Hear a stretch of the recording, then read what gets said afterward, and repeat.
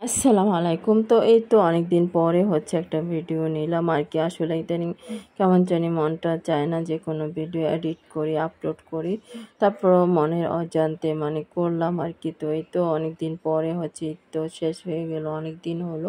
তারপরও কোনো ঈদের কোরবানির মাংসের কোনো হাড় খাওয়া হয়নি।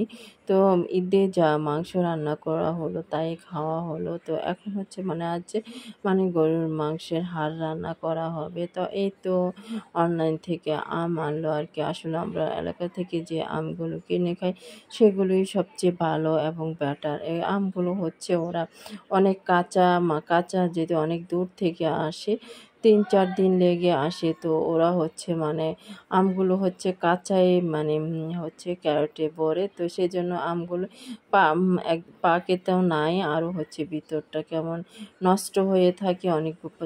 প্রায় ১০-১২টা আম ফেলেই দিলাম। আর যেগুলো ছিল সেগুলো অনেকটাই নষ্ট অবস্থা, খাওয়া যায়নি তেমন। এইভাবে উপর দিয়েও তেমন দেখতেও সুন্দর ছিল না, অনেকগুলো দাগ কেমন জানি হয়ে আছে। তারপরে এই তো কাটছি, তারপর কাটার পরে মনে হচ্ছে যেমন আম পুকুরে পড়লে যেমন পানি পানি একটা গন্ধ থাকে, সেরকম একটা গন্ধ ছিল আমগুলোতে।